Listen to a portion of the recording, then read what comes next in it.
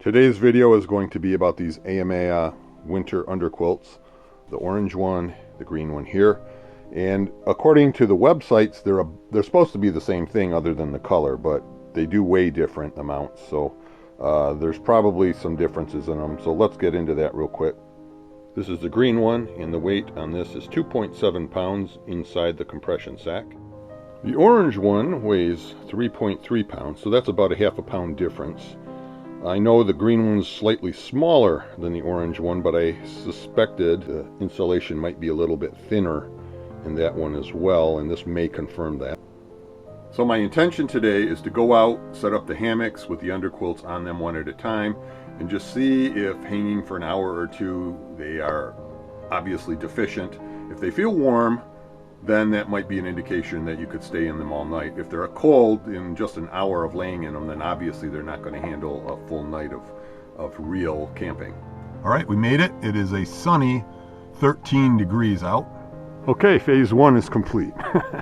I have the storm tarp, the winter tarp set up just as a windbreak. We're getting a slight breeze from over there, but it was enough that I could feel it, and realistically I would have some kind of shelter up anyways. I've got the hammock set up, I've got the underquilt on it, and the blue sleeping bag is inside. There's probably going to be a problem area. We will see if that closes up. Unfortunately, I'm alone, I won't be able to tell, but I'll feel it. The other potential problem is that I changed the way the suspension is. The rope here was about a foot longer, so this was actually intended to stretch out farther. It may be too long now, and there may be too much sag on the ends, but we will give it a try and see what happens. Do yourself a favor and get some big climbing sized carabiners.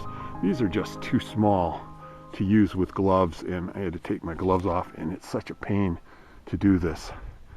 This kit is really a summer hanging kit, and I need to tweak it more for winter.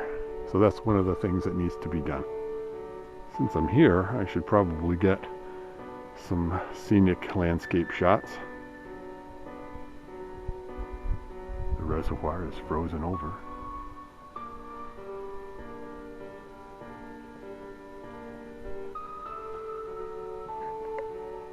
Very quiet now all of a sudden. Too quiet, something's wrong. Well, I'm mostly in the sleeping bag.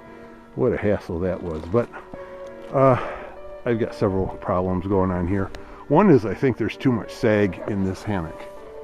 I just got it a few weeks ago, and I really didn't get a chance to properly set it up and test it out in the summer, so it's just not tweaked yet. And you can kind of see the shadow of the underquilt there.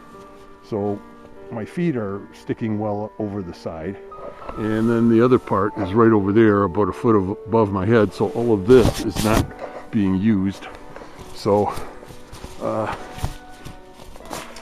think the underquilt also is just not wide enough. It needs to come up around the sides a bit better. I really need to adjust the sag. That ridgeline, I thought I measured it correctly, but I think it's too short. I think I just have too much sag here, and what I'm doing is I keep sliding down into the pit, and I can't, when I pull myself out, the bag starts to slide around underneath me, and the underquilt itself is kind of fighting me too, because it keeps popping out from under me. So, and I'm feeling cold. I'm feeling cold spots on my back right now. Of course, the sleeping bag is not covering my back, but the underquilt should be. You could kind of see it behind me right there. And let's see if I could feel, oh, you know, that hole in the end feels like it's pulled tight. Feels like it's not a problem. So that being said, I don't think spending a night in this underquilt in extreme cold would be a good idea at this point. It might be a good 3-season underquilt, summer, fall, and spring. I'm going to lay here for a while though and just see if I can get more comfortable. Alright, I'll let you know if the batteries hold out. I think a big part of my problem here is the sleeping bag is just too small for me now. I can't get the upper part zipped up around my upper body, and the cold air is coming right in. So, and between that and the sag and the hammock, I just can't get a proper lay. Yeah, I've got a big calf ridge that I can't get out. Every time I try to adjust myself, the sleeping bag pulls down towards my waist again. And so I'm going to have to re-rig some stuff and come out another time and try it. Maybe I'll wait till summer and then next winter. Okay, we've got the orange under quilt attached now. The green one is still on there inside of it, and I'm assuming that's going to be fairly warm. Maybe if I'm ambitious later, I will remove the green one and just try the orange one alone.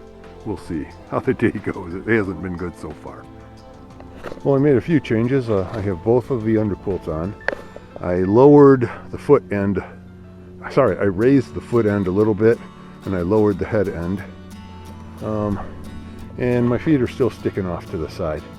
I'm going to blame, at this point, I think the sleeping bag just has something to do with it. It's hard to, I don't fit in it anymore.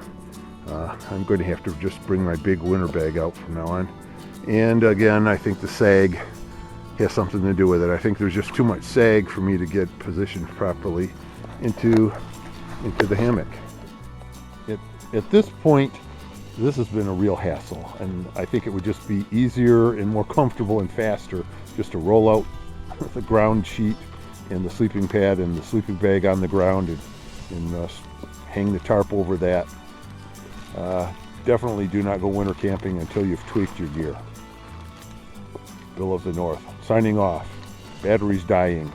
If somebody finds this, tell them I tried my best.